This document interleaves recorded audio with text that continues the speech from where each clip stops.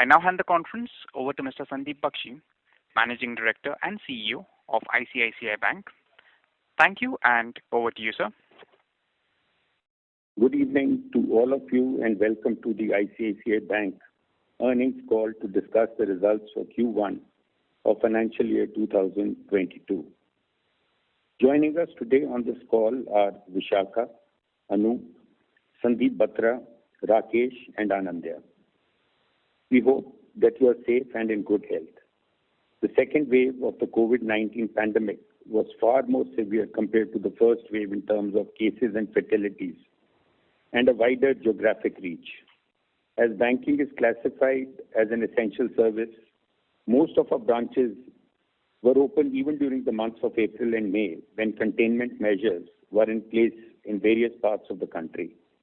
Our colleagues have shown resilience and strength and continue to serve our customers, even in this challenging environment when a number of our colleagues were themselves impacted by the virus. We are happy to share that now about 80% of the bank's employees have received at least one dose of vaccination against COVID-19. We would like to thank the medical and health workers and the other essential workers for their tireless efforts in this fight against COVID-19. With the decline in numbers of COVID-19 cases since June, there has been a gradual easing of restrictions across various states. The ultra-frequency index, comprising several high-frequency indicators tracked by the bank's economic research group, which declined from 107.9 in March to 70.9 in May, has improved to 99.6 in the first week of July. High-frequency indicators such as power demand, e-way bill generation, and the unemployment rate have shown significant improvement in June. Vehicle registrations have also improved in June compared to April and May. Going forward, the pace of normalization in economic activities will depend on the trajectory of the pandemic, the level of containment measures in place, and the pace and effectiveness of vaccination. At ICICI Bank, we continue to steadily grow our franchise and maintain our strong balance sheet. 1. Growth in the core operating profit in a risk-calibrated manner through the focused pursuit of target market segments. Our aim is to achieve risk-calibrated growth in core operating profit through a 360-degree customer-centric approach, tapping opportunities across ecosystems, leveraging internal synergies, building partnerships, and decongesting processes. The core operating profit increased by 22.7% year-on-year to 86.05 billion rupees in Q1 of 2022. The profit after tax grew by 77.6% year-on-year to 46.16 billion rupees in Q1 of 2022. 2. Further enhancing our strong deposit franchise. Total deposits grew by 15.5% year-on-year to 9.3 trillion rupees at June 30, 2021. During the quarter, average current account deposits increased by 32.4% year-on-year and average savings account deposits by 21.7% year-on-year. Term deposits grew by 8.7% year-on-year. The liquidity coverage ratio for the quarter was 130%, reflecting continued significant surplus liquidity. Our cost of deposits continues to be amongst the lowest in the system. Our digital platforms and solutions, presence in various ecosystems and process decongestion initiatives have played an important role in the growth of our deposit franchise. 3. Growing our loan portfolio in a granular manner with a focus on risk and reward. Retail disbursements moderated in April and May due to the containment measures in place across various parts of the country. With the gradual easing of restrictions, disbursements picked up in June and July. Credit card spends declined in April and May but improved to March levels in June, driven by spends in categories like consumer durables, utilities, education, and insurance. The retail loan portfolio, excluding business banking, grew by 20.2% year-on-year and was flat sequentially at June 30, 2021. Credit summations in the overdraft accounts of business banking and SME customers also picked up in June and July after declining in April and May. Our business banking and SME franchises continue to grow on the back of digital offerings and platforms like InstaBiz and Trade Online. The business banking and SME portfolios grew by 53.4% and 42.8% year-on-year respectively. The business banking portfolio grew by 6.3% sequentially, and the SME portfolio saw a marginal sequential decline. The growth of the domestic corporate portfolio was 11.4% year-on-year. The growth in performing domestic corporate portfolio, excluding the builder portfolio, was about 15% year-on-year at June 30, 2021. Overall, the domestic loan portfolio grew by 19.6% year-on-year and was flat sequentially. The non-India linked overseas corporate portfolio declined year-on-year and sequentially, in line with the approach which we have articulated earlier. 4. Leveraging digital across our business.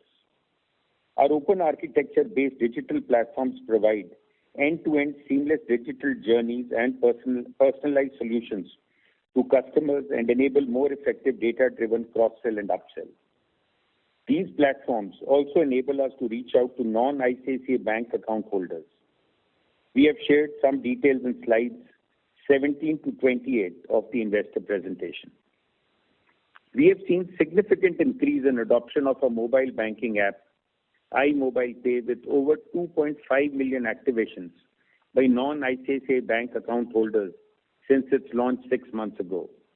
The transactions by non-ICICI Bank account holders in terms of value and volume have grown by 8 times and 7 times respectively in June 2021 compared to March 2021. The financial transactions on our digital platform for businesses, InstaBiz, and our supply chain platform have grown steadily in the past few quarters. The increasing adoption of our digital platforms and growth in the value and volume of transactions supports growth in CASA deposits and provides a rich base for analytics and cross-sell. The value of financial transactions through InstaBiz more than doubled year-on-year in Q1 of 2022. The value of transactions through supply chain platforms grew by more than 8 times year-on-year in Q1 of 2022. We have taken a number of initiatives to offer a convenient and frictionless experience to customers by digitizing the credit underwriting process with instant loan approvals. The proportion of end-to-end digital sanctions and disbursements across various products have been increasing steadily.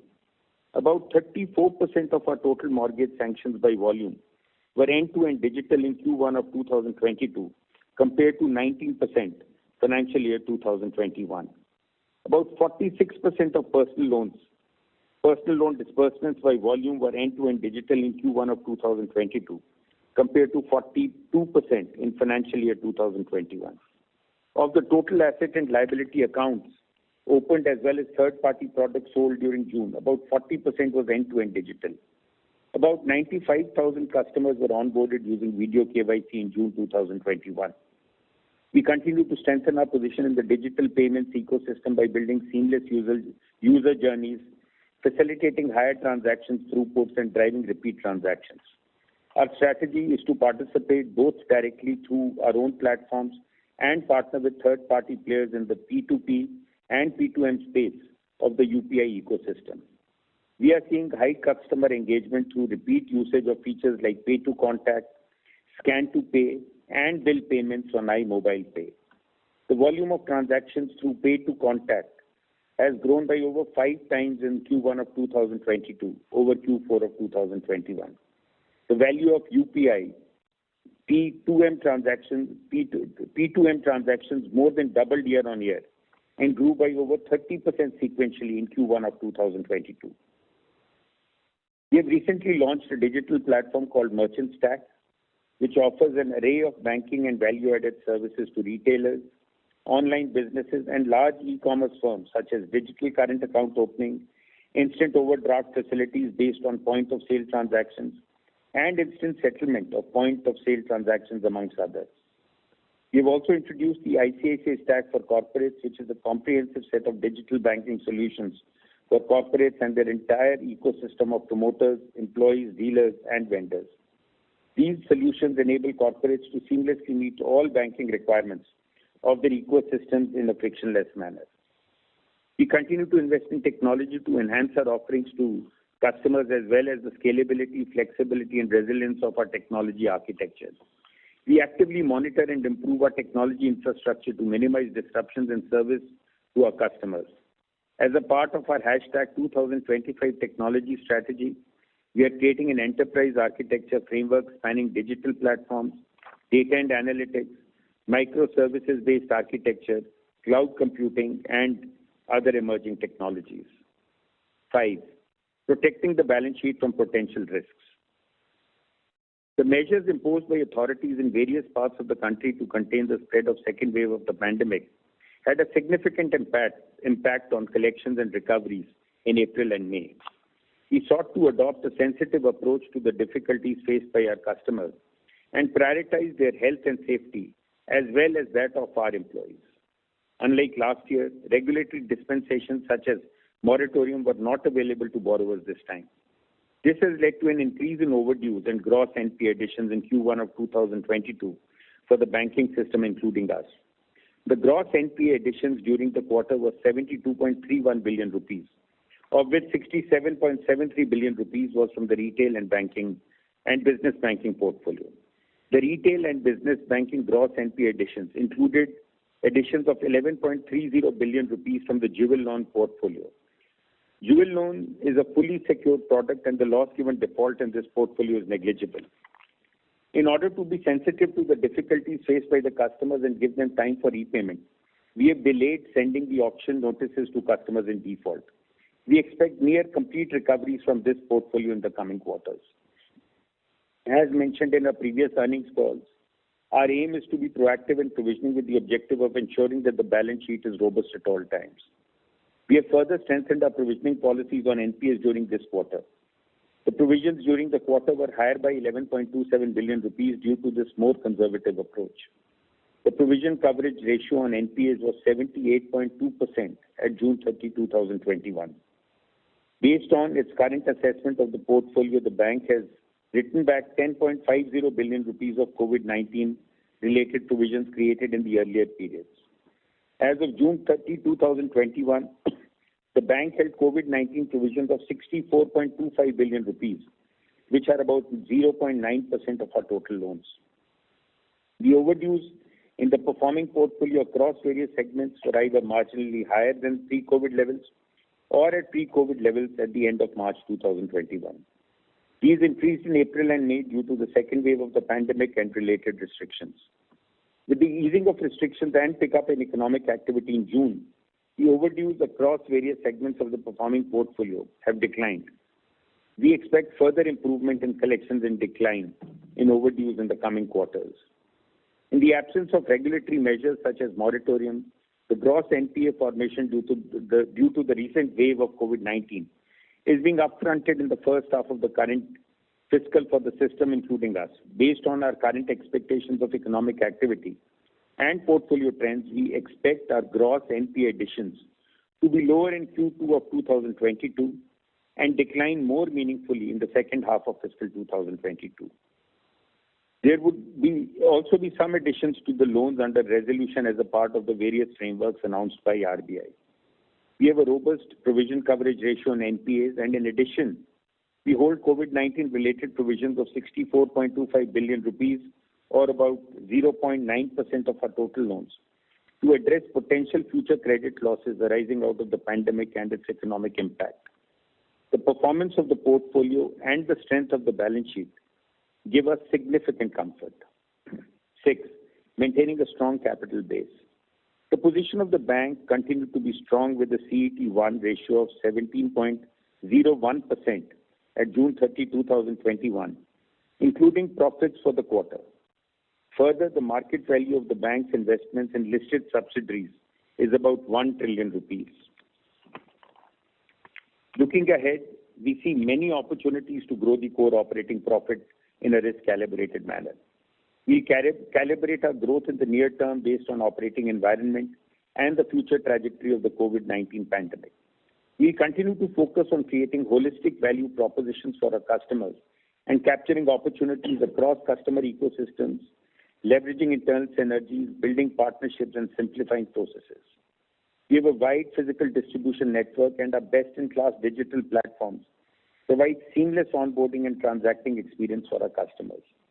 We have opened 8 ecosystem branches that house multifunctional teams required to nurture relationships and bring the entire bouquet of services of the bank to the corporates and their ecosystems. We will continue to make investments in technology, people, distribution, and building our brand. We are guided by a philosophy of fair to customer, fair to bank, emphasizing the need to deliver fair value to customers while creating value for shareholders. We'll continue to focus on delivering consistent and predictable returns to our shareholders. With these opening remarks, I will now hand the call over to Rakesh. Thank you, Sandeep. I'll talk about the balance sheet growth, credit quality, P&L details, capital adequacy, portfolio trends, and performance of subsidiaries. Starting with the balance sheet growth, the overall loan portfolio grew by 17% year-on-year at June 30th. The domestic loan portfolio grew by 19.6% year-on-year and 0.3% sequentially at June 30th. Up to the last quarter, we used to report business banking as a part of the retail portfolio. From this quarter, we are excluding it from the retail portfolio and reporting it separately. The retail portfolio grew by 20.2% year-on-year and 0.7% sequentially. Within the retail portfolio, the mortgage loan portfolio grew by 24% year-on-year, rural loans by 24.2%, commercial vehicle and equipment loans by 1.5%, and the auto loan portfolio by 15%. Growth in the personal loan and credit card portfolio was 13.5% year-on-year. This portfolio was 666.26 billion rupees, or 9% of the overall loan book at 30th June. The business banking portfolio grew by 53.4% year-on-year and 6.3% sequentially at 30th June. The SME business, comprising borrowers with a turnover of less than 2.5 billion rupees, grew by 42.8% year-on-year and decreased by 1.7% sequentially to 297.78 billion rupees at 30th June. The growth of the domestic corporate portfolio was 11.4% year-on-year.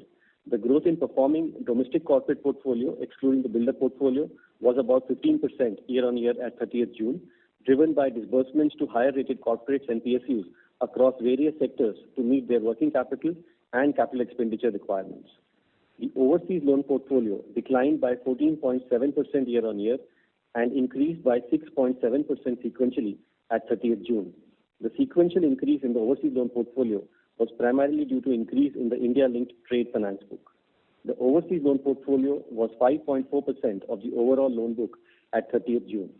The non-India linked corporate portfolio reduced by 58.8%, or about $1.4 billion year-on-year, and 21.6%, or about $270 million sequentially at 30th June. We have provided the breakup of our overseas corporate portfolio on slide 16 of the presentation. Coming to the funding side, we continue to focus on growing the daily average CASA balances and retail term deposits. Average savings account deposits increased by 21.7% year-on-year, and average current account deposits increased by 32.4% year-on-year during this quarter. There would be some impact on the sequential growth in the current account deposits in the next quarter due to the implementation of RBI's guidelines on opening of current accounts by banks. The total term deposits grew by 8.7% year-on-year to 5 trillion rupees at 30th June. Coming to credit quality, the gross NPA additions were 72.31 billion rupees in the current quarter, compared to about 55.23 billion rupees on a pro forma basis in the Q4. The recoveries and upgrades during the quarter were 36.27 billion rupees, which is about 50% of the gross NPA additions. The gross NPA additions from the retail and business banking portfolio were 67.73 billion rupees in the current quarter, compared to 43.55 billion rupees on a pro forma basis in Q4. The retail and business banking gross NPA additions included additions of 9.61 billion rupees from the Kisan credit card portfolio and 11.3 billion rupees from the jewel loan portfolio. As Sandeep mentioned earlier, we expect near complete recoveries from the jewel loan portfolio in the coming quarter. We typically see gross NPA additions from Kisan Credit Card portfolio in the first and third quarter of the fiscal year. The gross NPA additions from the Kisan Credit Card portfolio were relatively low last year due to moratorium extended to the borrowers from March to August. The Kisan Credit Card portfolio and Jewel loan portfolio were about 3% each of our total loan portfolio at 30th June. In the retail and business banking gross NPA additions, excluding rural, the proportion of mortgages was similar to what we saw in FY 2021. Commercial vehicles and equipment loans was higher than what we saw in FY 2021, and personal loans and credit cards was lower. The gross NPA additions from the corporate and SME portfolio were 4.58 billion rupees in the current quarter, compared to 11.68 billion rupees on a pro forma basis in Q4 of 2021. Pro forma corporate and SME NPA additions in Q4 included one account in the construction sector, which was rated BB and below at December 31st and was classified as non-performing during Q4 and upgraded in the same quarter post the implementation by all lenders of a resolution plan as per RBI's framework. As I mentioned earlier, recoveries and upgrades from NPAs, excluding write-offs and sales, were 36.27 billion rupees. There were recoveries and upgrades of 22.64 billion rupees from the retail and business banking portfolio and 13.63 billion rupees from the corporate and SME portfolio. The recoveries and upgrades in the corporate and SME portfolio during Q1 mainly represent a few accounts which are upgraded post the implementation of the resolution plan as per RBI's framework by all the lenders. The gross NPAs written off during the quarter was 15.89 billion rupees. The bank sold gross NPAs amounting to 2.4 billion rupees in Q1. All the sale was on a cash basis. The gross NPAs sold during the quarter were entirely from the corporate and SME portfolio. The net non-performing assets were 93.06 billion rupees at 30th June compared to 91.8 billion rupees at March 31st. The gross NPA ratio was 5.15% at 30th June compared to 4.96% at 31st March. And the net NPA ratio was 1.16% at 30th June compared to 1.14% at 31st March. The non-fund based outstanding to borrowers classified as non-performing was 41.01 billion rupees at 30th June compared to 44.05 billion rupees at 31st March. The bank holds provisions amounting to 16.55 billion rupees at 30th June on this non-fund based outstanding. The total fund-based outstanding to all standard borrowers under resolution as per various guidelines was 48.64 billion rupees or about 0.7% of the total loan portfolio at 30th June compared to 39.27 billion rupees at 31st March. Of the total fund-based outstanding at 30th June, 21.80 billion rupees was from the retail and business banking portfolio and 26.84 billion rupees was from the corporate and SME portfolio. The bank holds provisions of about 9 billion rupees against these borrowers, which is in excess of the requirements as per RBI guidelines. The overdues across various portfolios increased in April and May due to the reasons which Sandeep highlighted earlier. With the easing of restrictions from June, collections and recoveries have improved and overdues have started to decline. We had mentioned in our previous quarter's earnings call that overdues in the performing portfolio across retail EMI products and credit cards, SME and business banking portfolio were either marginally higher or at pre-COVID levels at 31st March. The percentage of overdues in the performing portfolio across most of these segments at June end was similar to or lower than the December 2020 levels. Less than 1% of the performing domestic corporate portfolio was overdue at June end. As Sandeep mentioned, we expect further improvement in collections and decline in overdues in the coming quarters. Coming to the P&L, net interest income increased by 17.8% to 109.36 billion rupees. Interest on income tax refund was 0.14 billion rupees this quarter compared to 0.11 billion rupees in the previous quarter and 0.24 billion rupees in Q1 of last year. The net interest margin was at 3.89% in Q1 of this year compared to 3.84% in the previous quarter and 3.69% in Q1 of last year. The impact of interest on income tax refund and interest collections from NPAs was about 2 basis points this quarter compared to about 4 basis points in the previous quarter and in Q1 of last year. The domestic NIM was at 3.99% this quarter compared to 3.94% in Q4 and 3.91% in Q1 last year. International margins were at 0.27% this quarter. The cost of deposits was 3.65% in Q1 compared to 3.80% in Q4. Non-interest income, excluding treasury income, grew by 55.7% year-on-year to 37.06 billion rupees in Q1, primarily due to the base effect from last year Q1. Fee income increased by 53% to 32.19 billion rupees in Q1. Retail and small business fees grew by 65.4% year-on-year and constituted about 76% of the total fees this quarter. Total fee income declined by 15.6% sequentially, reflecting the decline in investment and borrowing activity by customers during Q1. Dividend income from subsidiaries was 4.1 billion rupees in Q1 compared to 1.87 billion rupees in Q1 last year. The dividend income in Q1 of this year includes final dividend from ICICI Prudential Life Insurance. On operating cost, the bank's operating expenses increased by 29.9% year-on-year in Q1. The employee expenses increased by 9.6% year-on-year and by 18.2% sequentially. The bank had slightly over 100,000 employees at 30th June. Non-employee expenses increased by 47.7% year-on-year in Q1, primarily due to the base effect.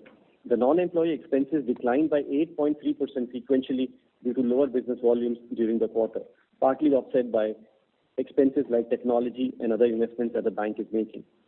The core operating profit increased by 22.7% year-on-year to 86.05 billion rupees this quarter. There was a treasury gain of 2.9 billion rupees this quarter compared to a loss of 0.25 billion rupees in Q4 and a gain of 37.63 billion rupees in Q1 of last year. Treasury gains in Q1 of last year included gains of 30.36 billion rupees from sale of stake in ICICI Life and ICICI General Insurance. The total net provisions during the quarter were 28.52 billion rupees. We have further strengthened our provisioning policies on NPAs during this quarter. The provisions during the quarter were higher by 11.27 billion rupees due to this more conservative approach. During the quarter, the bank wrote back 10.5 billion rupees of COVID-19 related provisions created in the earlier periods. This was based on the updated position of various portfolios underlying these provisions after taking into account the NPAs already accounted for and specific provisions held against the same, as well as potential future credit losses arising of the pandemic and its economic impact. The provisioning coverage on NPAs continued to be robust at 78.2% as of 30th June. In addition, we continue to hold COVID-19 related provisions of 64.25 billion rupees, which is about 0.9% of loans. We are confident that these provisions will completely cushion the balance sheet from the potential credit losses which may arise due to the pandemic. The performance of the portfolio and the strength of the balance sheet give us significant comfort. The profit before tax grew by 89.8% year-on-year to 60.43 billion rupees this quarter compared to 31.83 billion rupees in Q1 last year. The tax expense was 14.27 billion rupees this quarter compared to 5.84 billion rupees in the corresponding quarter last year. The profit after tax grew by 77.6% to 46.16 billion rupees this quarter compared to 25.99 billion rupees in Q1 last year. The consolidated profit after tax was 47.47 billion rupees this quarter compared to 48.86 billion rupees in Q4 and 31.18 billion rupees in Q1 last year. Coming to the capital adequacy, the CET1 ratio, including profits for Q1, was 17.01% at 30th June compared to 16.8% at 31st March. The Tier 1 ratio was 18.24% and the total capital adequacy ratio was 19.27% at 30th June. Coming to on the portfolio, we have been growing our loan portfolio in a granular manner with a focus on risk and reward. Our retail portfolio has been built based on proprietary data and analytics in addition to bureau checks, utilizing the existing customer database for sourcing in key retail asset products through cross-sell and upsell and pricing in relation to the risk. Our strong deposit franchise enables us to offer competitive pricing to the selected customer segments. As Sandeep mentioned, disbursements across key retail products declined in April and May. However, these recovered in June and trends in July also appear promising. We continuously monitor the performance at a sub-segment level and recalibrate the customer selection and underwriting norms in view of the current operating environment so as to leverage the demand while operating within our risk appetite. The bank had calibrated its credit filters and underwriting norms following the outbreak of the COVID pandemic last year. With the gradual unlock and subsequent recovery observed, some rollback of the measures were carried out. The bank reviewed the same in view of the second wave of COVID-19 and considering the measures already in place, no significant further action was deemed necessary. However, due to the evolving environment, policy rationalization measures are being continuously taken as per our analysis of various micro-segments. We have given further information on our retail and business banking portfolios in slides 34 to 45 of our presentation. The loan and non-fund based outstanding to corporate and SME borrowers rated BB and below was 139.75 billion rupees at 30th June compared to 130.98 billion rupees at 31st March, details of which are given on slide 37. Other than three accounts, one each in construction, power and telecom, the maximum single borrower outstanding in the BB and below portfolio was less than 6 billion rupees at 30th June. At 30th June, we held provisions of 9.76 billion rupees on the BB and below portfolio compared to about 3.32 billion rupees at 31st March. On slide 38 of the presentation, we have provided the movement in our BB and below portfolio during Q1. The increase during the quarter primarily reflects a few accounts which were upgraded from NPA category post the implementation of a resolution plan as per RBI framework. Except for fund-based outstanding of project under implementation accounts in the commercial real estate sector amounting to about 3 billion rupees, all corporate and SME borrowers under resolution were rated below investment grade at 30th June. The builder portfolio, including construction finance, lease rental discounting, term loans and working capital loans, was 230.05 billion rupees at 30th June, or 3% of our total loan portfolio. As mentioned in our previous calls, our portfolio is granular in nature, with the larger exposures being to well-established builders. About 13% of our portfolio at 30th June was either rated BB and below internally or was classified as non-performing.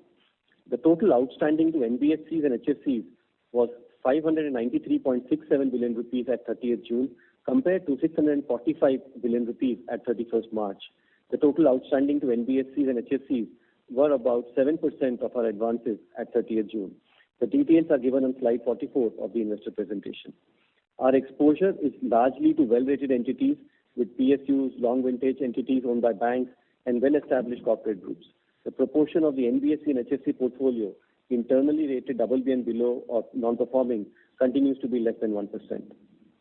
Coming to our subsidiaries, the details of the financial performance of subsidiaries is covered in slides 49 and 50 and 69 to 74 in the presentation.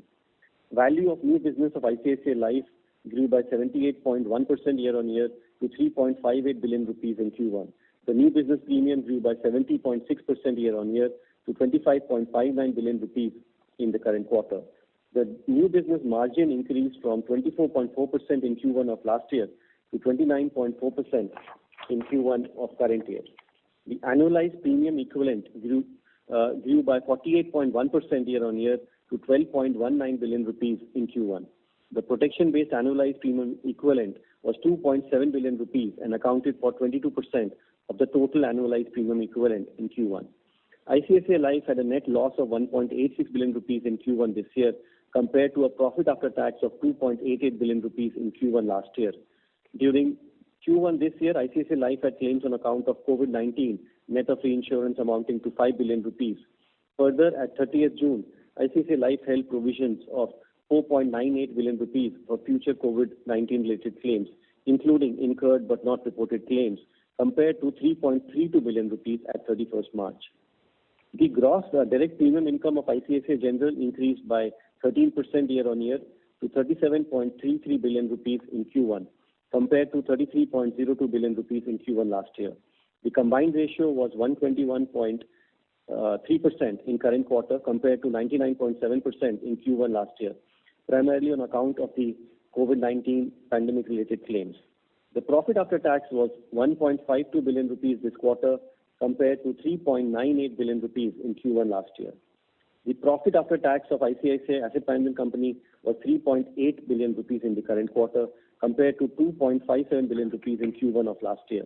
The profit after tax of ICICI Securities on a consolidated basis was 3.11 billion rupees in this quarter compared to 1.93 billion rupees in Q1 last year.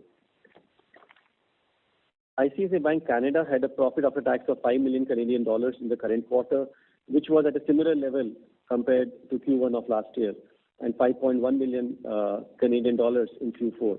The loan book of ICICI Bank Canada at June 30th declined by 10.4% year-on-year and 1.3% sequentially. ICICI Bank UK had a profit after tax of $2.9 million this quarter compared to $5 million in Q1 of last year and $2.8 million in Q4. The loan book of ICICI Bank UK declined by 22% year-on-year and about 2% sequentially. As per Ind AS, ICICI Home Finance had a profit after tax of 0.17 billion rupees in the current quarter compared to 0.01 billion rupees in Q1 of last year. With this, we conclude our opening remarks and we'll now be happy to take your questions. Thank you very much. We will now begin the question and answer session. Anyone who wishes to ask a question may press star and one on their touchtone telephone. If you wish to remove yourself from the question queue, you may press star and two. Participants are requested to use handsets while asking a question. Ladies and gentlemen, we will wait for a moment while the question queue assembles.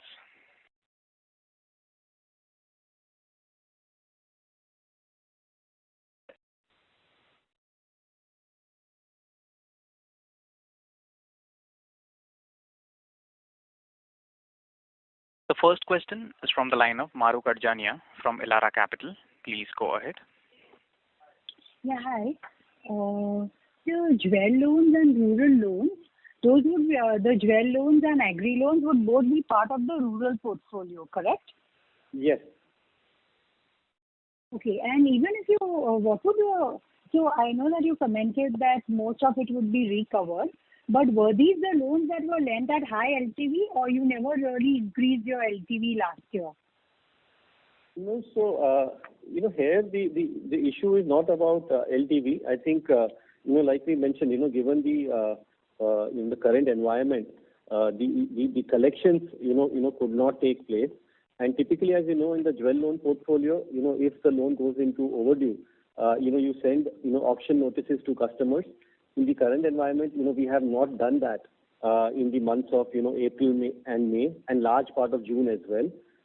So that is something that we have started now in the month of July, and we have already started to see, recoveries from this portfolio. From an LTV perspective, the LTV currently, of course, which is allowed by RBI is about 75%. RBI had increased that, during the last year. We also had increased our LTV. But as I said, that is not an issue. These loans are, completely covered by the value of the gold, in the collateral that we have. Okay, my other question is that even if you exclude agri and jewel loans, NPLs, the slippage rate is higher because of trade. And in the fourth quarter, you had mentioned that mortgage NPLs were also on the, or mortgage slippages were also on the higher side. So does that continue? As in, would the slippage ratio in mortgages have increased QOQ? Any color? So, like I said, Mahrukh, earlier, that if you look at the overall additions, to the, NPAs in the retail portfolio last year, and you compare that with, this year, first quarter. Last year as a whole, I'm taking because, there were so many, moratorium and Supreme Court judgment and all of those issues. So quarter numbers were varying a lot. If you look at it from a, annual perspective last year and quarter one this year, on the retail side, the trend on, I would say home loans is pretty similar actually to what we had last year. We have seen, higher slippages, relatively speaking, to last year on the commercial vehicle portfolio. And on the unsecured side, actually, personal loan, credit cards, it has been somewhat better than last year. That is what, we have seen in the first quarter. And again, the overall numbers, have to be seen in the context that, unlike last year, we did not have any of the regulatory dispensation, which was this year. So we were expecting to see the impact of the second wave, in a more, upfront manner during the, current financial year. And that's what, we have seen. So from here on, we should see a decline in the pace of, addition to NPAs. Of course, they will still be, somewhat elevated in the, coming quarter. But again, taking out any assumption on a third wave, we are not, kind of factoring that in. But if we keep that aside for a moment, into the second half of the year, definitely we should start seeing meaningful reduction in the, addition to NPLs. And of course, the current environment has also impacted to some extent, the collection and the recovery, which happen from the NPL, portfolio. But despite that, if you look at it, from the retail portfolio itself, we have recovered about 22 billion rupees in the current quarter compared to the additions of about 67 billion rupees. So about one third of that, overall has been the recovery level from the retail portfolio. Yes, so that was my next question, that the retail recovery is actually much higher than fourth quarter, when fourth quarter was a much better environment for recovery. So has some classification changed, which is why you have higher slippage and higher recovery, or it's actual recovery? And what drove that during the second wave?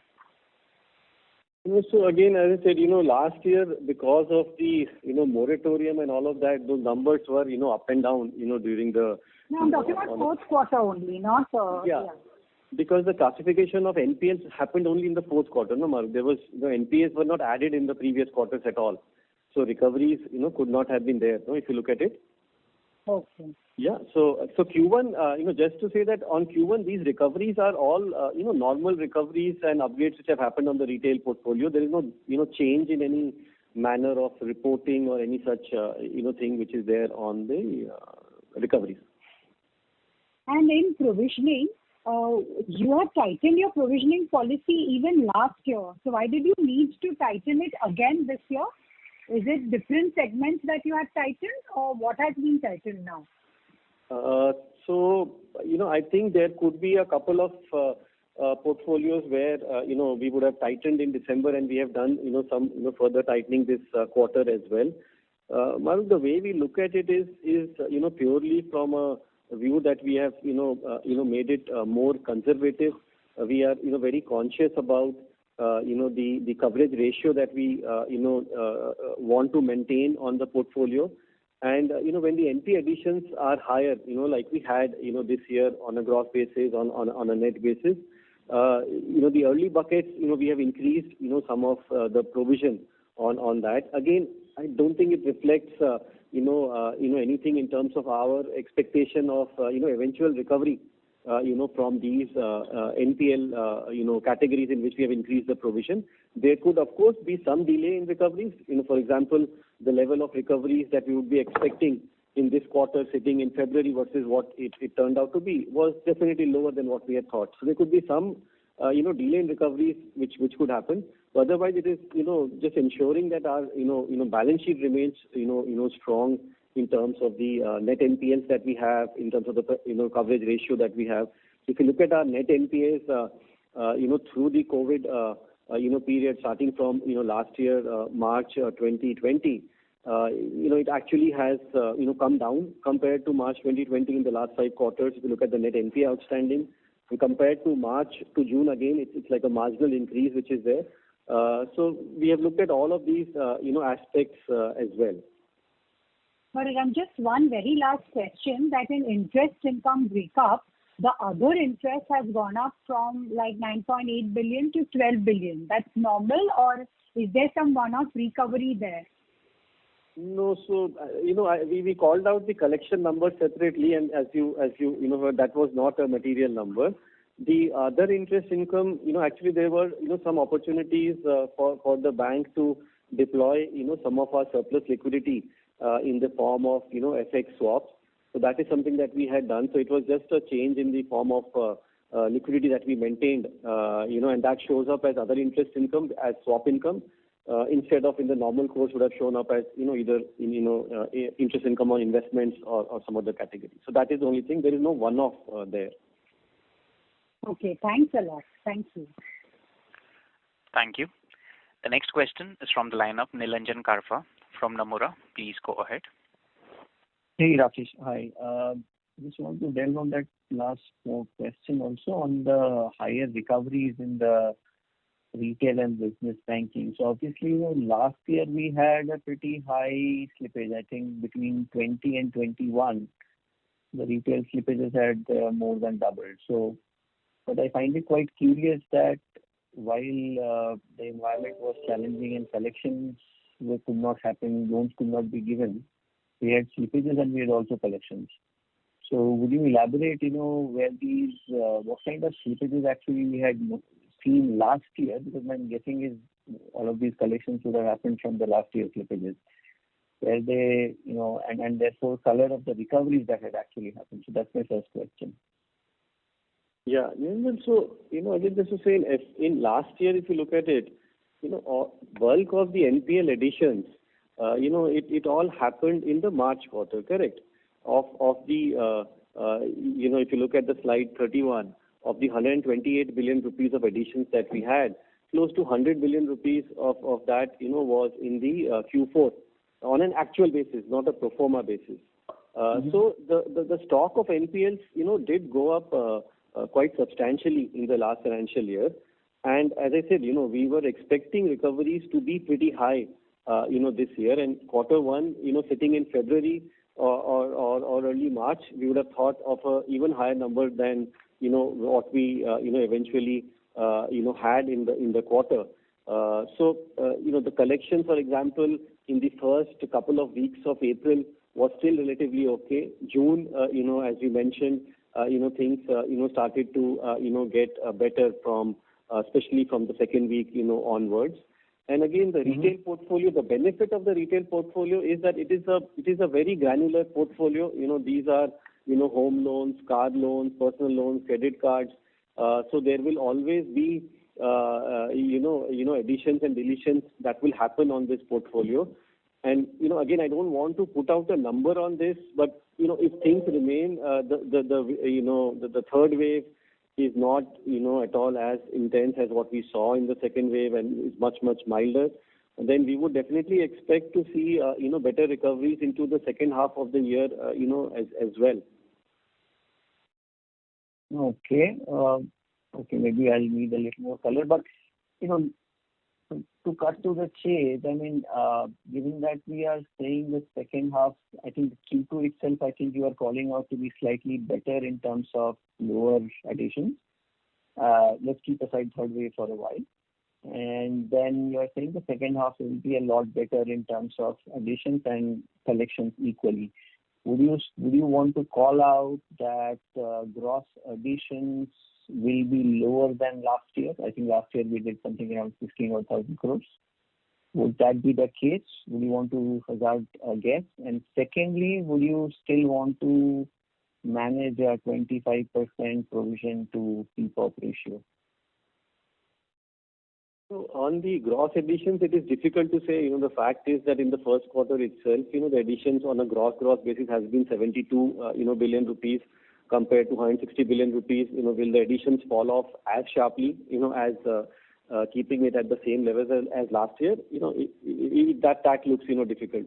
But again, the way we look at it, and especially on the retail portfolio, is that we have to take into consideration, the deletions and the recoveries, that happen as well, because it's a portfolio in which you will see additions and deletions, all the while.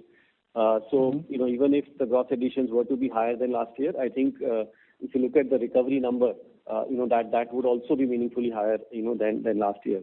So other than saying that, we expect some improvement, in the September quarter, and then meaningful improvement, into the second half of the year, it is difficult to, hazard any specific numbers on that. And again, all of this is also subject to, how the pandemic, plays out from here and so many other factors. This is the best, estimate that we can, have right now. So, Rakesh, I thought I'll just give a color on the consumer behavior, because I think there is an angle of consumer behavior here. See, we have seen last time also that the moment there is uncertainty and there is a bit of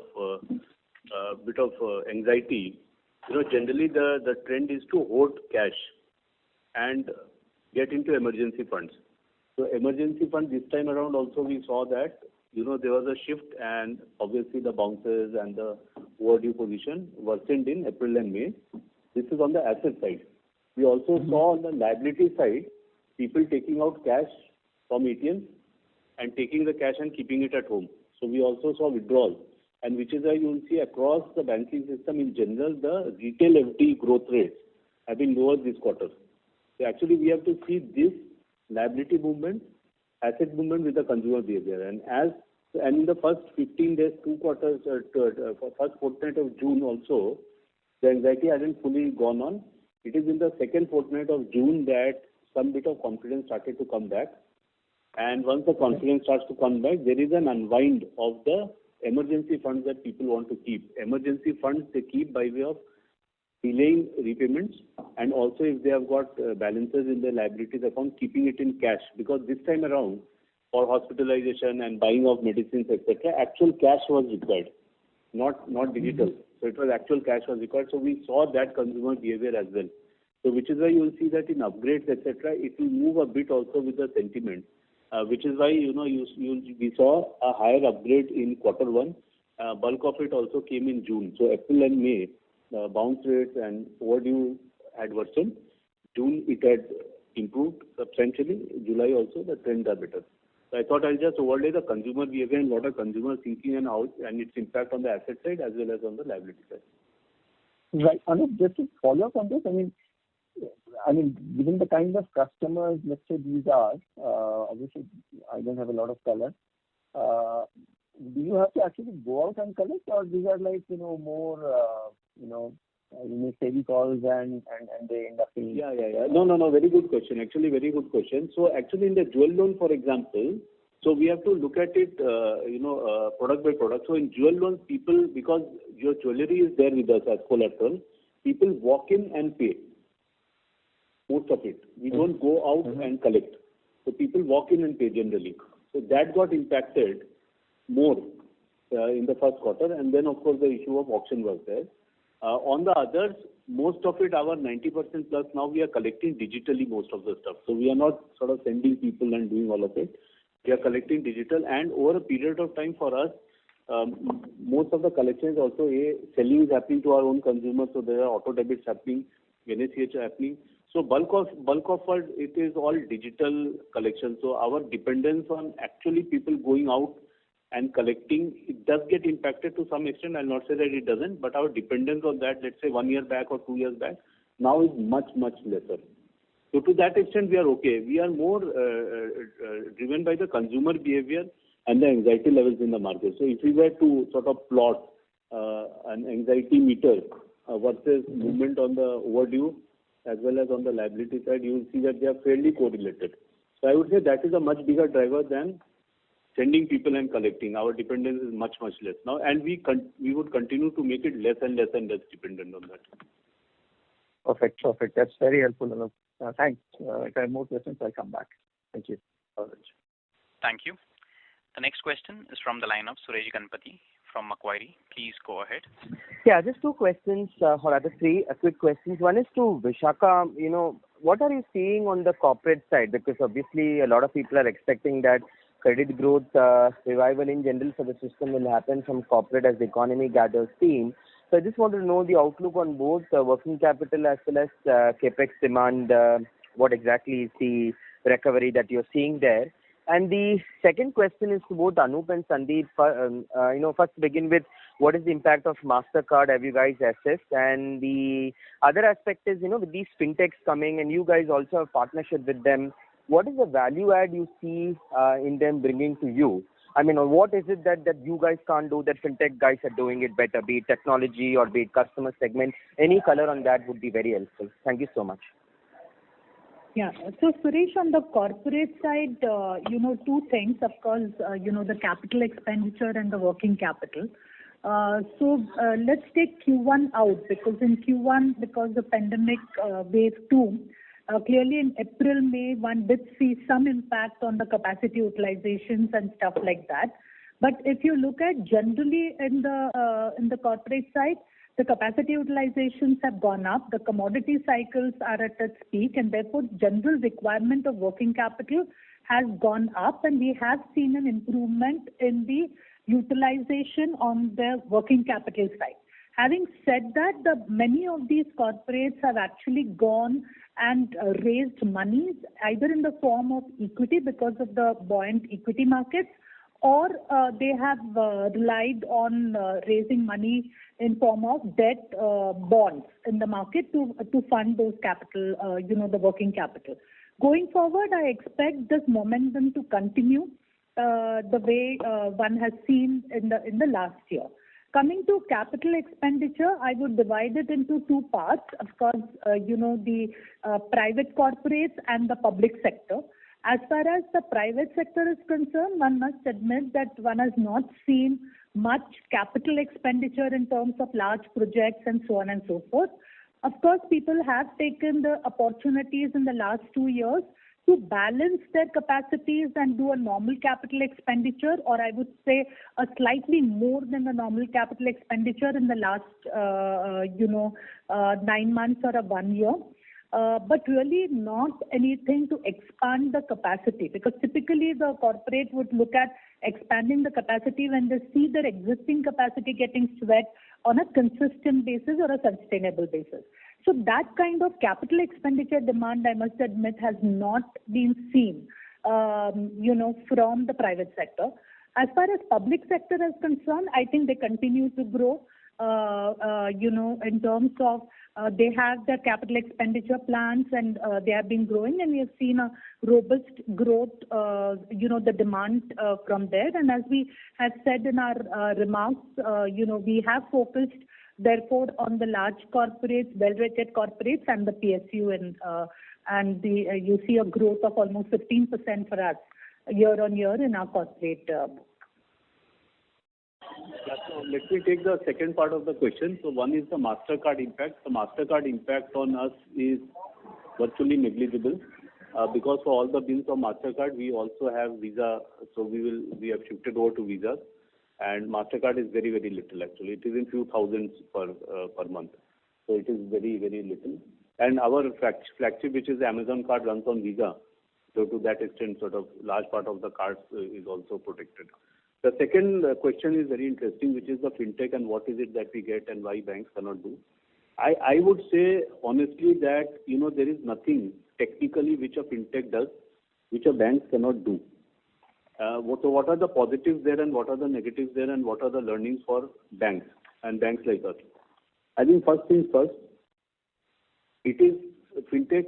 There is a gap on the speed of imagination of the solutioning. So I would say that is the first gap.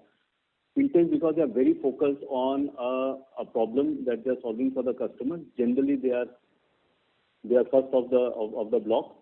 And for banks, because we look at large breadth and large depth of customers and many problems to solve, sometimes in the prioritization, some fintechs, not all fintechs, but some fintechs who are very focused on that customer segment, they move off the block first. What is it that banks have to do? We have to have our tentacles far and wide, which we have, is to see that which problems are getting solved and are those problems relevant for our customer segments as well. If they are relevant for our customer segment, we have two choices. Either we build our own or we partner. Generally, our approach is to partner because that is, they are focused on that solutioning. They have done that solutioning, and we have a much larger customer base to give, and we can scale that up fast. Fintech, we have seen, they solve the problem correctly, but they find it difficult. Most of the fintechs, they find it difficult to scale up. Some, of course, they scale up very, very well. So that is one. Second is that, how fast can a bank does? Because they are very focused on a particular segment, they don't have a complexity of a bank. At times, they can be faster in solutioning and they could be more flexible and agile. But in the fast and agile, they find it difficult. We have seen our experience, they find it difficult to get into adjacencies. They are not able to move into the adjacencies that easily, which is that they focus on one customer segment, one problem, and that is it. And they are not able to move with us. And on the customer side, if we see, customers require a full solutioning. So if a problem requires 10 solutions, if somebody is giving only 4 solutions, generally the adoption is not that good. So because customers require 10, so from a bank perspective, we add 4 plus we add 6 so that we are able to give 10. So customer stickiness with us increases. And we have seen it in, for example, iMobile Pay. iMobile Pay, as Sandeep had also mentioned earlier, that within 6 months, these are all non-ICICI Bank customers. There is virtually, it's all on pull and customers are picking it up on their own. So we are seeing almost 4 lakhs per month non-ICICI Bank customers coming in, and it is accelerating. So we look very, very closely on product and ecosystem and then customer segment fit. And that is what we are continuously looking at. And we partner with many fintechs. We, of course, do our own stuff as well, but we partner a lot of and we create our own solutions for that. So from a banking perspective, the big advantage that we have, which many fintechs may not have, is our ability to KYC, which is know your customer and know their context, is much, much better than any fintech in a broader sense. In a narrow sense, sometimes banks miss on prioritization. But if we keep our tentacles on, then we don't miss on, then we become fast followers and we pick it up and we move fast. So I would say that this game of fintech versus bank, one is certainly a partnership. Second, our ability to also cross-sell other products to the same customer in banking system is higher than any of the fintechs. Because they will be narrow in their definition of that. And as I said earlier, that to move across other products or to create across products, because they build brand in a very narrow way. Bank branding is wider, so customers also expect that they can take a mortgage also from us and buy mutual funds from us and buy protection from us and and give liabilities to us. That is difficult. It's a brand building exercise, which is a difficult brand building exercise. It takes some time to build that kind of broader appeal to the customer. So I feel that at this point of time, anybody who is agile and has tentacles open and is very focused on problem solving for the customers will do reasonably well, and that is what we are attempting to do and learn at all points of time. And we see the product ecosystem fit and the customer segment fit, and we keep on seeing the fit, and whatever moves. There are many initiatives and many solutions we come out with. It doesn't move, that fast. So we let it be. But we test and learn and get that feedback. The high frequency touch with us, with the bank, is generally higher. And so with that digital footprint, we are also able to use them at other places like underwriting, getting the context of the customer, helping them cross-sell. So overall, I feel that if banks are agile, if banks are alert, if banks have their tentacles spread out, we do have a very, very good chance of winning this market, for sure. So I would say that, that is one. Of course, on the banking side, we are a regulated entity. Many other fintechs are not regulated entities. To that extent, there is some short-term agility or flexibility is what they will add. But as they grow up, there will be clamor for regulations to come in. And regulations, they are sometimes good because they increase trust in the system. But sometimes they also open up some small arbitrages, which make them more flexible for some time at least. So that is a positive. So basically, the game is evenly spread. And banks have natural advantages on it, and it is for incumbents like us to actually win this market and serve the customers well across their needs, across their spectrum, in a broad way and in a deep way. I'll just supplement to what Anup said. Suresh, one of the fundamental differences between a bank and fintechs is the liability franchise that we have. And that changes but significant proposition. And for us, it is trying to manage scale and complexity, which is of a very, very different order. So as you are aware, we have been focusing on this area, and as part of our disclosures, this time you will see that we almost have about 10, 11 slides that we have put across on various initiatives that we are taking. And we will continue to work on this journey. It is a journey, and we will continue to learn from fintechs. Thanks, everyone. Thank you. The next question is from the line of Abhishek Murarka from HSBC. Please go ahead. Yeah, hello, good evening. So three quick questions. One to Vishakha. So if I look at this resolution framework under COVID, the disclosure that comes in the notes to accounts, and if I compare it to the last quarter of FY21 end, it is higher by about 1900 crores, out of which about 1600 crores is really coming from corporate loans. Plus, on top of it, there's some ECLGS offtake as well in the quarter. So, if you could just explain, which segments within corporate are you seeing? Is it, any particular segment or segments, or some, mid corporate, or if any kind of detail there would be helpful. And I can come back to the other two questions. Yeah, because Rakesh, I'll just take that question. So in terms of the disclosure, as you know, that is of the the cases where the resolution has been implemented. So that is the reason why that number has gone up. So if you look at our disclosure that we have put out on slide 32, that gives the total fund base outstanding under various resolution frameworks. That was about 48 billion rupees of loans, excluding the NPAs, compared to about 39 billion rupees, at March 31st. And within that, 22 billion rupees is retail, about 26 billion rupees is corporate. So it is the same set. There's nothing incremental which has happened on the corporate during the quarter in terms of restructuring at all. But on a QOQ basis, even if we see this, so those NPAs got implemented and those cases got upgraded. So when we explained the BB portfolio increase also, we said that some of these NPAs, because they had slipped because the resolution was not implemented by March 31st, that got implemented by June 30th, and they have got upgraded, show up in this table as well, and also in our BB portfolio. Okay, great. The other question, Rakesh, is in this retail slippages, if I back out the jewel loan and the KCC portfolio, we still have about 46 billion there. So could you give some broad sense of how that is split, let's say, between mortgages and auto? So we don't give a product wise kind of a breakup. So I don't want to get into that. But like I said, I think the trends across for mortgages is similar to what we saw last year. Commercial vehicles, basically vehicles, is higher than last year. In specific, the commercial vehicle part of it. Personal loans and credit cards is better than last year. As per the trends that we have seen in the June quarter on the retail additions, other than rural part.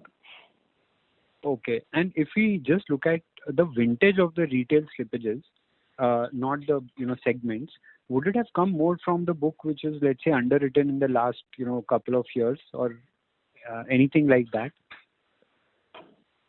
No, but Abhishek, the loan tenure itself are shorter loan tenures, except mortgage, which are longer loan tenures. Just to add to Rakesh's point, on the mortgage side, last year also it is similar to last year, and it's a very large book for us. And if you remember the morat on the mortgage book last year of the largest mortgage lender, it was substantially higher. The reason is because they are low cost and they are large EMI, and there is no prepayment. So it is a very good case. If somebody wants emergency fund, I would much rather shift that payment a little bit than others, let's say PL and credit card and other things which are more expensive. I'm saying logically, if a client is behaving logically, which normally they do, so that would be the general behavior of a client. Okay. So I was just trying to get at whether, we have seen a bit of growth in the last 1.5 years, and maybe it's the seasoning in that portfolio which is driving slippages. Is that the case, or is just purely because of the... No, I don't think it is. Not really. It is an issue, actually. We have seen those calls. I don't think seasoning is an issue. It is just the circumstances of the second wave and the anxiety and all of it, mostly. Okay. Perfect. And commercial vehicles, when the input costs are high and you cannot pass it on, so there is obviously a mismatch in the cash flows. Sure. But then our book, we have not grown the book, and it's not a very large book for us. Right. Sure. Thanks, Rakesh and Anup. Thank you. Thank you. The next question is from the line of Mahesh MB from Kotak Securities. Please go ahead. Hi, good evening. Just one question from me to Anup. Anup, just trying to understand, just kind of taking the question from the previous one forward. If the customer does, in the recoveries that you've done this quarter, especially let's say in mortgages, have you had to see a fairly large credit cost, or do you think that the LTV was good enough that you had to make very limited provisions out there from a write-off perspective? No. In general, Mahesh, even in 2008, we didn't lose anything on the mortgage side. One is our LTVs are well controlled, number one. And number two, many of them, most of them, in fact, they are either customers are staying there, so it's an SORP, they self-occupied residential property, or that is their source of income, and they would not want it to get mortgaged and sold and all of it. So essentially, that is the situation actually on the mortgage side. Okay. So there is no losses as such which has come in mortgage when you sell. Perfect. Actually, we don't have to sell. In mortgages, the fact is that even in 2008, why I'm saying 2008 is because it was a bigger cycle, that we didn't have to sell that much actually to recover. And even when we are sold, I mean, again, it is all past because we'll have to see, if we have to sell, what happens. There is no great loss or anything like that. Credit costs are very, very low. Plus, our provision coverage ratio is very good. So actually, I would say that, for a mortgage kind of business, this kind of provision coverage ratio certainly will do better. With high probability and high confidence, of course. Second question, just that given the fact that you've been a little bit more, let's say, which is kind of giving a little bit more of a helping hand to borrowers today, if the customer does remain in the NPL book but is starting to repay the loans, and given the fact that he may not be able to pay all the installments to term standard, your first option is to continue with the borrower, or you would want to kind of take some actions on them? No, I mean, what action to take? I'm not clear actually on the question. It is essentially a recovery activity through an auction of the underlying property or the vehicle or any form of other activity. Okay, I got it. See, our basically the stance we have is not to take the collateral and sell and recover. Okay, that is not the first choice we have. Our first choice always is that customer should keep the collateral and they should pay us back. So that is our first stance. And generally we have seen that is how it generally happens. So there are cases, so we assess, whether it is a complete loss of income or it's a temporary loss of income. If it's a complete loss of income and customer says that, there is no way in which I can pay you and here is the collateral, I'm willing to give, then we will take that action. But that's not the preferred route for us. And we have seen that in most cases, in fact, in majority of the cases, it is circumstantial and not intent or anything like that. It is circumstantial and it goes ebbs and with the ebb and flow, it happens and people do pay back. And we don't have to seize the collateral and do.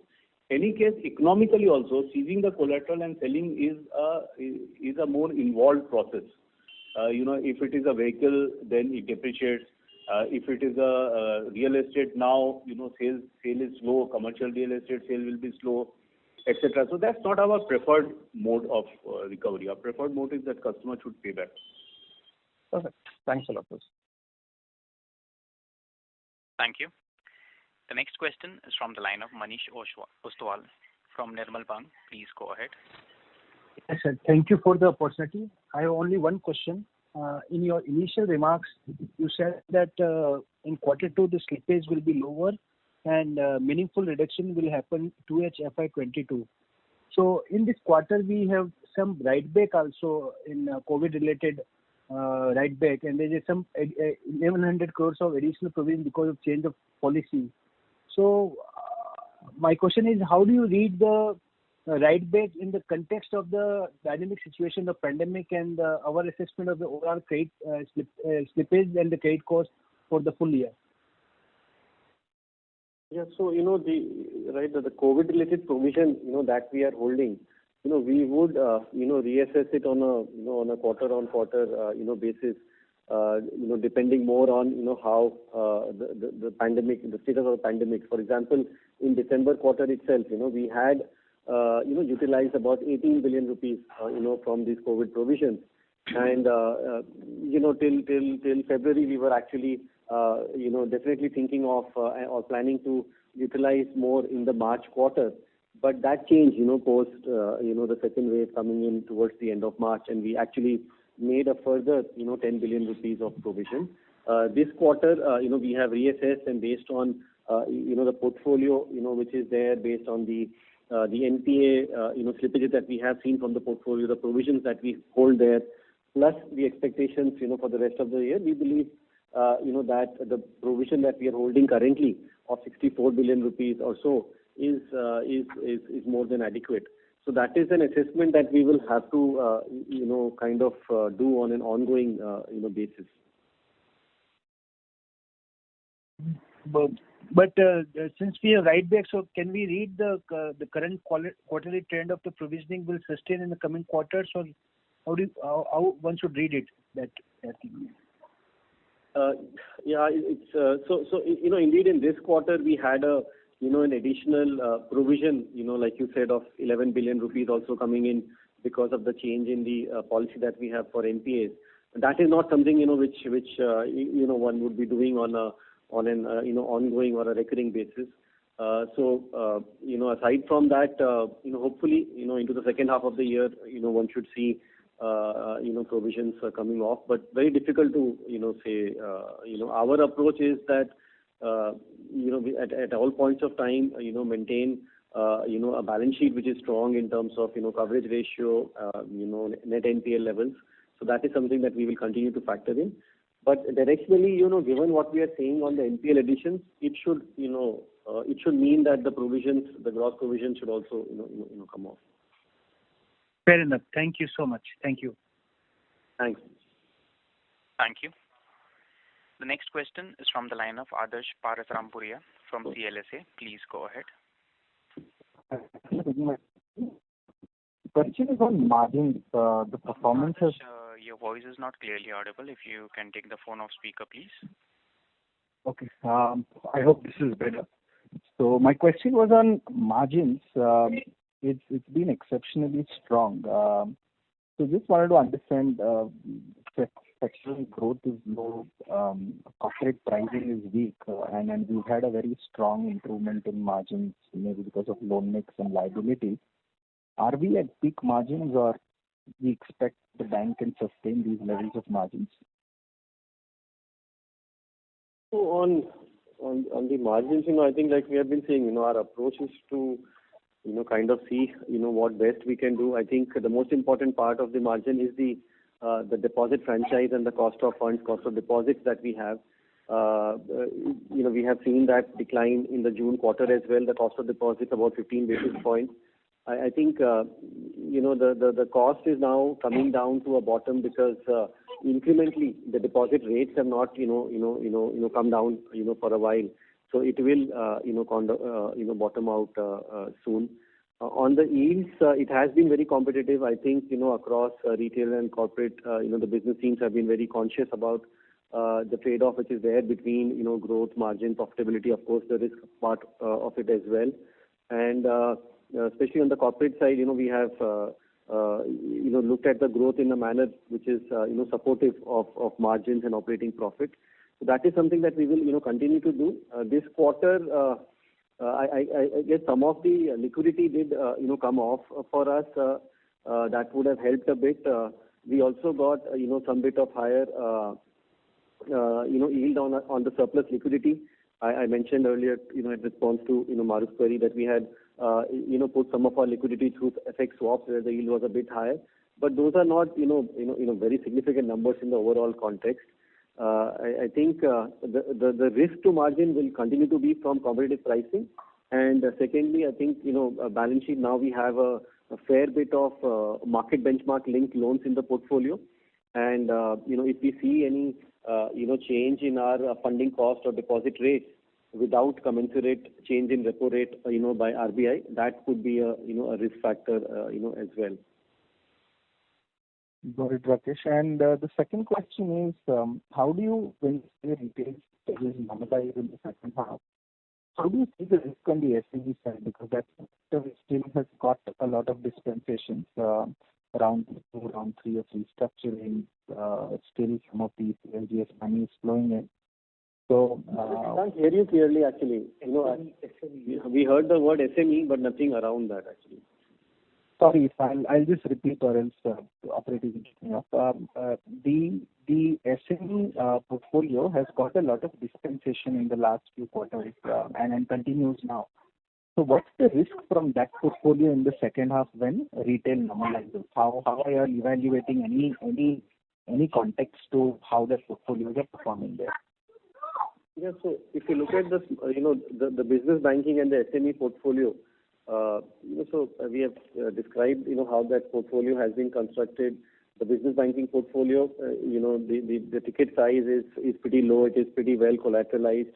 Last year through the moratorium and after that also the trends were quite stable, continue to be the same. The overdue levels on that portfolio is pretty much the same as, we have, had in the past. So quite, comfortable on that. SME is a slightly larger ticket size than the business banking portfolio. So of course, with a slightly larger ticket size, the collateral levels are not, the 100% that you have in business banking. So to some extent, SME does have, a bit of higher risk than business banking. But again, in terms of the numbers that we are seeing till now, there is, nothing that we are finding which would be of a big worry. There have been some increase in the overdue book, in the June quarter compared to where we were in the March quarter, but that was to be, expected. And a lot of that is in the early bucket, and we would expect that to resolve also. So we could see, we would be quite comfortable on this book as we are seeing it currently. Perfect. Thanks a lot, Rakesh. Thanks. Thank you. Thank you. We take the last question from the line of Jai Mundra from B&K Securities. Please go ahead. Yeah, hi sir. Thanks for the opportunity. One is question on merchant acquisition business, which we have given reasonably good detail and looks like this is a clear focus area. If you can highlight what is the existing merchant base, how much is the addition on a monthly basis, and do you think that you are the late entrant here? And if you could also talk about the digital store management. I mean, it looks very interesting. Are you managing this thing, or this is with tie-up with some other fintech? So first question on this merchant acquisition business. Yeah, so I will just expand your question a little bit. So there are three kinds of large flows that are happening. There is a large corporate ecosystem where the flow happens, dealer builders, their own working capital, that flow happens. Second one is the flow that happens on our BLG, SMEG, and our trade customers who may have taken credit, may not have taken credit, but both of them are essentially B2B type. Now you have this merchant, which is a B2C. When I'm saying C, it is a last leg is essentially with consumers, and there is a payment leg involved. So you will see that most of the solutioning on the merchant side essentially happens on the payment side.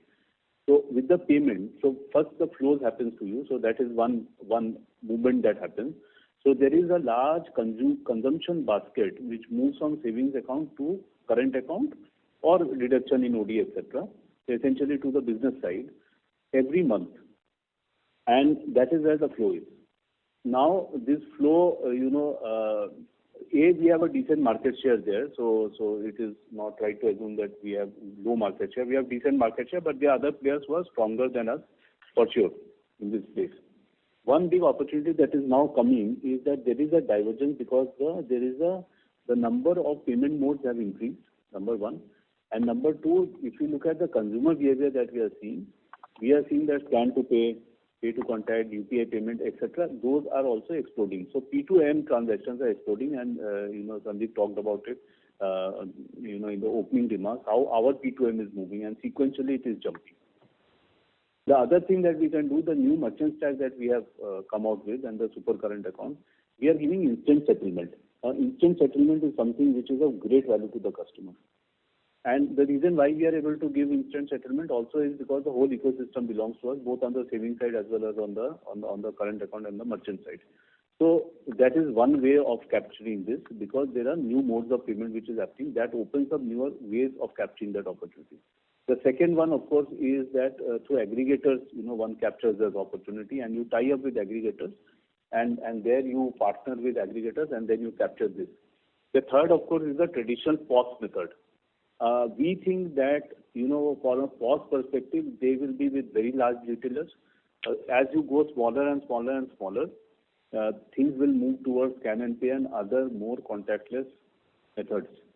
And that is where one big opportunity is there. From our perspective, that is the way we will be sort of thinking through this thing and making sure that the smaller merchants, have a very, very strong proposition why they should deal with ICICI Bank. We will partner, we will create our own solutions, and we'll make them more efficient and effective.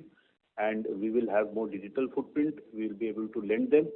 So essentially, everything we'll be able to do as against, some other players who might just be helping them with payment, or some other players who will be helping them just with lending. And at this point of time, banks will be slightly better placed on lending if one has digital footprint and underwriting methods, because we have more data about our own clients. At this point of time, it is moving at a fast pace. I think it's a very interesting area and an evolving area and not fully solved for. So that is the problem that we are trying to solve for, and we think that there is a good play there. Right. So any vision? I mean, what is the merchant base as of now, and how big could it be? So merchant base, just to give you some sense, there is no sort of direct data available, but we would think that there will be close to 2 crore merchants of all shapes and sizes, small, big, very large, etc., of which maybe 80 lakhs to a crore could be reasonably sized merchant. That is, but there is no estimate available. We are sampling, and I'm just giving you data. I may be off few percentages here and there, but there is no real data available. But I think that would be the size. Our also estimate, again, take it with a pinch of salt, because there is no such data available. The monthly movement from savings account on the consumption per month ranges between 2 lakh crore per month to around 2.5 lakh crore per month. So that is the kind of movement that happens from savings account to the merchant account every month across all payment modes. So this is across all payment modes. We might not have captured some, but that is our best estimate. We don't know. This estimate could be higher, certainly not lower, but it may be slightly delta higher. So that is the kind of money movement that is happening. But as you know, only in payment, there is not that much of value, as in profit pool available only in payment. So one has to put the payment, because without payment you don't get the data, and then using underwriting, cross-sell other products to try and generate profit pool out of that. And banks we are in a unique position because we have float, and with that float, you make some money. Many other, players in the market may not be able to make money through the float alone because they don't run a liability type franchise. So that is the magnitude. So I thought I'll just give you some sense. Maybe 2 crore total. Of which 1 crore could be 80 lakhs to 1 crore could be some estimate. Don't hold me to the estimate, because these are not these are our estimate from our own sampling. Just give you some sense, and certainly 2 lakh crore plus movement on consumption from savings account to merchant accounts per month across all payment modes. So I'm just trying to help you size the market for that. Sure, sir. That's very helpful. Second question that is on floating rate book. So I think Rakesh mentioned that now the floating repo rate / T-bill link loan is around 54%, and that is a huge number. Limited understanding suggests that, as I think Rakesh also mentioned, that this should be NIMs accretive in a hardening cycle, provided RBI also increases the repo rate. But any thoughts as to what could be the unwanted consequences? Because I suspect that the liability may not be this dynamic at this point of time. Yeah. So the risk here, is essentially that our deposit rates or deposit costs go up, prior to RBI increasing the repo rate. So there will be the lead and lag, problem, will be there, and so over the cycle, hopefully, it should, average out. But it is possible that and it's not something which happens, which should happen anytime soon. But when the tightening happens, the market rates could go up before the repo rate at points of time. That happens, especially on the wholesale deposit side. So that is the risk of mismatch, because liability side, like you rightly said, that is all fixed rate deposits or CASA deposits. There is no floating rate liabilities which are there. So we'll have to manage that, as and when that plays out. But as I said, over a period it should average out, but there could be a lag in that. Right, sir. And last thing on business banking SME, you have bifurcated. I mean, you have cut out business banking from retail. As of now, this proportion is around 5% of the book. Not a guidance, but a 2-3 years vision as to how big can this be? I mean, business banking SME, if you have a number there as a proportion of total banks loan. Yeah. So, in terms of proportion, we don't have any, target there. But in terms of the business opportunity, for both, the business banking SME segment, we believe there is, huge opportunity. Our own market share in this segment in the past has been somewhat lower than the share that we have in, other, businesses. Plus all the initiatives that we have been, taking, and Anup talked about, many of them. On the digital and technology side, I think that is really enabling us to grow, not just on the lending, business, but also, the current account and FX and transaction banking. So it's a portfolio, on which we believe there is a lot of opportunity. We don't have any specific, growth or portfolio composition that we want to reach there. Right, sir. And the last data keeping question, sir, if you can bifurcate the restructuring. So you have given the outstanding restructuring. Is this what was restructuring done in 1.0 and 2.0? And is there any residual pipeline for 2.0? Thank you, sir. This 1.0, 2.0 is all, so this thing, that's why what we have given on slide 32 is just, aggregate restructuring, whether 1.0, 2.0, a project under implementation, extension of DCCO, MSME scheme. There are so many schemes, so we thought it was better to give an aggregate number of standard loans which are restructured and outstanding as of that date. Going forward, I think we mentioned that we will see, some restructuring, happening in the 2.0 on the retail side, for example. It could be for some of the existing NPAs or, for new loans. So in the September quarter, we will see some increase on account of that. Sure, sir. Thank you, and all the best. Thank you. I would now like to hand the conference over to the management for the closing comments. Over to you, sir. Thank you, everyone.